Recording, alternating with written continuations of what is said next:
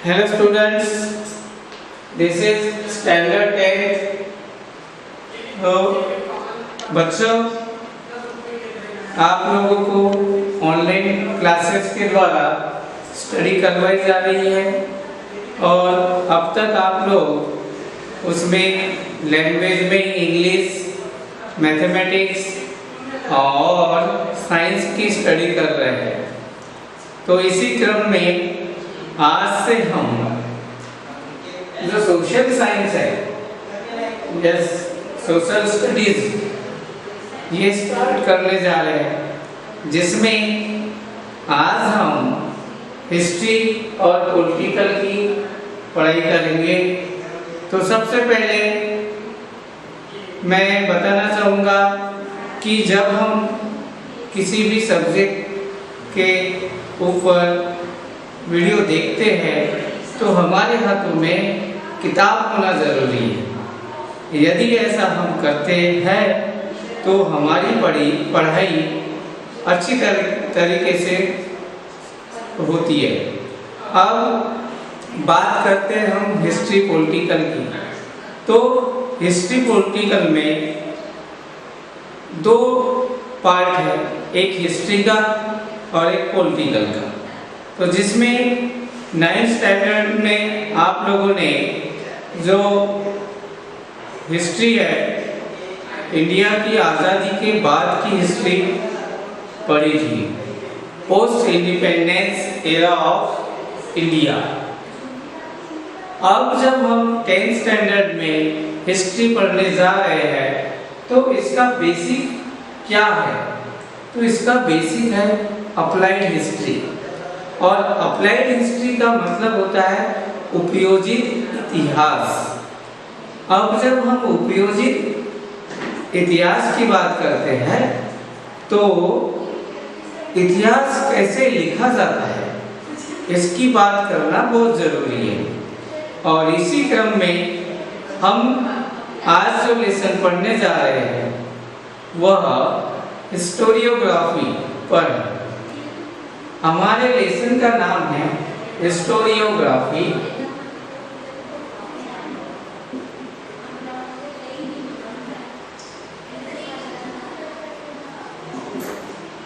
Development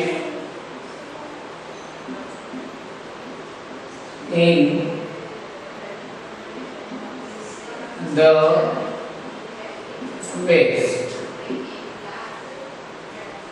historiography यानी होता है इतिहास लेखन। इतिहास का लिखना हिस्टोरियोग्राफी कहलाता है। और औपचारिक तरीके से हिस्ट्री लेखन की शुरुआत कहाँ हुई? वेस्ट में हुई। यदि हम ग्लोब को 2 पार्ट में डिवाइड करते हैं तो ईस्ट और वेस्ट, हम लोग ईस्ट में आते हैं और हिस्टोरियोग्राफी की जो शुरुआत है वो वेस्ट में हुई। अब सवाल होता है कि इतिहास लेखन एक ऐसा सब्जेक्ट है कि जिसका आधार हमारा पास्ट होता है। तो यहाँ पर आपकी टेक्स्ट बुक है, उसमें इंट्रोडक्शन दिया हुआ है कि historical research, writing and studies are carried out with an objective of understanding the chronology of the past event and their interconnections. This is a continuous process. तो historical research, writing and studies, तो जब भी हम past की study करते हैं, history जो है पास्ट की स्टडी करती है। और हिस्ट्री में जब किसी इवेंट की चर्चा की जाती है तो इवेंट का जो प्रेजेंटेशन है वो क्रोनोलॉजिकल आधार से किया जाता है। क्रोनोलॉजिकल बेसमेंट इसके अंदर होता है। तो इवेंट कैसे होते हैं? क्रोनोलॉजिकली सेट किए जाते हैं, जिसमें इंटरकनेक्शन का मतलब कि आपस में क्या संबंध होता है। एक इवेंट का दूसरे इवेंट से। तो हिस्ट्री में एक बात हमें क्लियर करनी है कि जो इसके रिसर्च होते हैं, राइटिंग होती है और जो स्टडी होती है, ये क्रोनोलॉजिकल इवेंट के आधार पर या उनके ऑब्जेक्टिव को ध्यान में रखकर रचे जाते हैं अथवा समझे जाते हैं। और हिस्ट्री एक ऐसा सब्जेक्ट है जो कंटिन्यूअस चलता रहता है, क्योंकि हम लोग जानते हैं कि हर प्रेजेंट का एक पास्ट होता है, हर एक चीज की एक हिस्ट्री होती है। अगर ये बुक है तो इसकी भी हिस्ट्री है, क्योंकि ये कब बनी, कैसे बनी, इसकी स्टडी करना हिस्ट्री कहलाएगा। ये तो था हिस्टोरिकल रिसर्च, जो क्रोनोलॉजिकल इवेंट के आधार पे उसको लिखा जाता है, समझा जाता है या रिसर्च किया जाता है। अब दूसरा जो है, in the physical and natural sciences the empirical method, laboratory method of experiment and observation is used to verify the available knowledge। हम साइंस भी पढ़ते हैं। साइंस जो होती है जनरल साइंस, उसमें स्टडी का जो आधार होता है वो होता है एम्पिरिकल मेथड। कैसा मेथड? यदि हम हिस्ट्री और साइंस का कंपैरिजन करते हैं तो इसमें क्रोनोलॉजी का यूज होता है।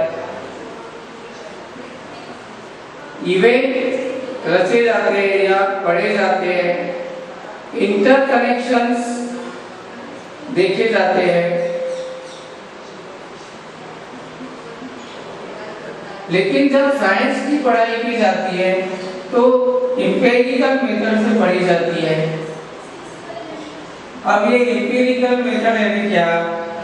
तो ये होती है प्रायोगिक मेथड। प्रायोगिक यानी लेबोरेटरी में एक्सपेरिमेंट किए जाते हैं और ऑब्जर्वेशंस किए जाते हैं। उसके बाद this method allows formulating laws that remain true irrespective of time and space. यहाँ पर दिया है कि जो साइंस में एम्पिरिकल मेथड के द्वारा अर्थात एक्सपेरिमेंट और ऑब्जर्वेशन के द्वारा जो लॉ फॉर्मुलेट किए जाते हैं वो किसी भी समय में और किसी भी जगह पर एक जैसे लागू होते हैं, बदले नहीं जाते। मान लो हमने यदि ग्रेविटी का जो फॉर्मूला मिला है हमें या नियम मिला है, रूल मिला है कि ऊपर जाने वाली जो चीज है यदि गिरती है तो नीचे गिरेगी, इसको ग्रेविटेशनल फोर्स कहते हैं अर्थ का। ये हमेशा था, आज भी है, कल भी रहेगा। और इसकी जो वैल्यूज होती है आप साइंस में मैथ में पढ़े हैं, जी की वैल्यू 9.8 जो भी दिया है मीटर पर सेकेंड, तो जो वैल्यू होती है वो पहले भी इतनी ही थी, आज भी उतनी ही है, आगे भी वही रहेगी। आप इसको कितने बार भी टेस्ट करके देख लो, प्रूव करके देख लो, ये बदलती नहीं है। इसी तरह से हिस्ट्री में इवेंट जो होते हैं ऐसे प्रूव करने पर कई बार बदल जाते हैं। इसमें क्या होता है, इंटरप्रिटेशंस देखे जाते हैं। एक ही घटना पर दो अलग अलग लोग यदि अपना नजरिया व्यक्त करेंगे तो अलग अलग इंटरप्रिटेशंस आएंगे। इसकी वजह क्या है? In historical research it may not be possible to use the method of laboratory experiment and observation. This is so because we were not present in the historical time and space, and the historical events cannot be recreated. Also, in history, it is not possible to formulate laws that remain true irrespective of the time and space. अर्थात कि जो historical research होते हैं ये present basic पर नहीं होते, क्योंकि हिस्ट्री में हम पास्ट की पढ़ाई करते हैं। तो क्या होता है, जो लेबोरेटरी में एक्सपेरिमेंट और ऑब्जर्वेशन किए जाते हैं एम्पिरिकल मेथड में, उस तरह की कोई सुविधा हिस्ट्री की पढ़ाई में नहीं होती। और दूसरी बात कि जब ये इवेंट हुआ था, जिस टाइम या स्पेस में हुआ था, उस समय हम प्रेजेंट नहीं थे, ना ही आज हम उस इवेंट को फिर से रिक्रिएट कर सकते हैं। तो अब बताइए कि कैसे हम लॉ फॉर्मुलेट करें कि जो हर समय हर जगह पर लागू हो और एक जैसा हो, बदला ना जा सके। तो इस तरह से ये जो डिफरेंस है हिस्ट्री और साइंस की पढ़ाई में, ये हमें यहाँ समझ आता है। उसके बाद जो एक्सपर्ट होते हैं उनके बारे में बताया गया कि हिस्ट्री नहीं है हमें और इतने सारे कॉम्प्लिकेशंस है, तो अब हम किसका सहारा लें? तो क्या होता है, जो एक्सपर्ट होते हैं, तो to believe we need an expert who knows the language and script of a historical document in order to read it and understand its meaning. तो हिस्टोरिकल डॉक्यूमेंट्स को समझ सके, वो भाषा समझ सके, उसका अर्थ बता सके, ऐसे एक्सपर्ट की जरूरत होती है। ये एक्सपर्ट क्या करते हैं? Expert can examine the authenticity of the document by using criteria such as lettering style, author style of writing, manufacturing date and type of paper, stamp of authority etcetera. तो ये जो एक्सपर्ट होते हैं ये क्या एग्जामिन करते हैं? Authenticity of the documents. Document सही है या गलत है, किस आधार पे? तो उसका लेटर के स्टाइल कैसे है। सिर्फ लेटर का स्टाइल नहीं, बल्कि लेखक जो है, ऑथर जो है, उसका स्टाइल क्या है, फिर वह कब मैन्युफैक्चर हुआ, वो डॉक्यूमेंट्स कब तैयार हुआ, उस डॉक्यूमेंट्स का पेपर क्या है, कैसा है, या अथॉरिटी के क्या स्टैम्प्स लगे हैं। इन बातों पर एक्सपर्ट अपना अभिप्राय व्यक्त करते हैं। Such a document is further scrutinized by a historian with the help of relevant historical references.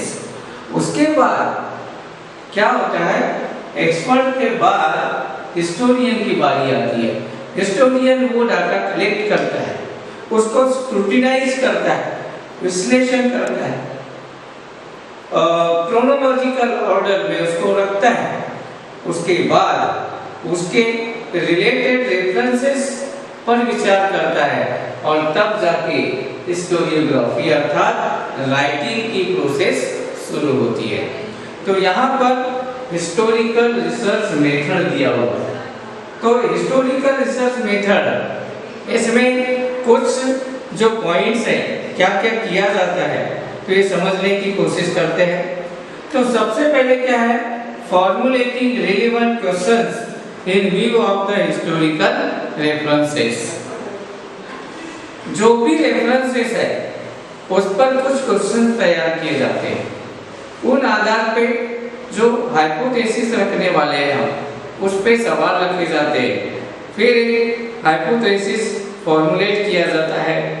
उसके बाद उन जो सोर्सेस हमने यूज किया है उसको क्रिटिकली एग्जामाइन किया जाता है कि कौन सा सोर्स हमारे हिस्ट्री लिखने वाले टॉपिक से रिलेटेड है और कौन सा नहीं है।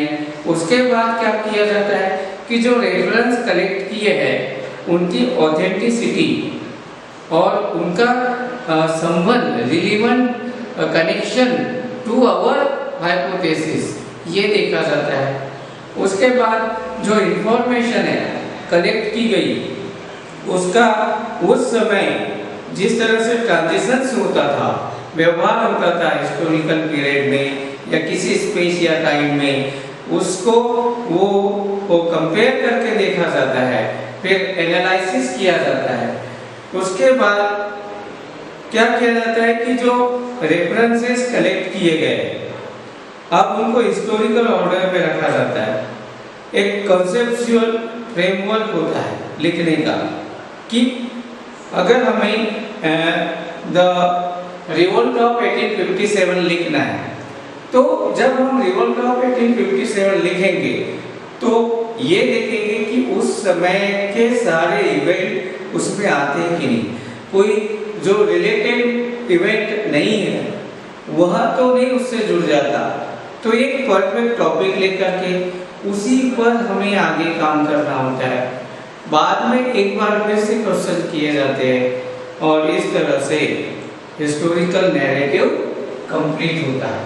तो हिस्टोरिकल नैरेटिव कंप्लीट करना ये हिस्टोरिकल रिसर्च मेथड का उद्देश्य होता है। इस उद्देश्य में बहुत से शास्त्रों का इस्तेमाल किया जा सकता है। यहाँ पर दिया है कि method of various disciplines are useful in historical research, जैसे आर्कियोलॉजी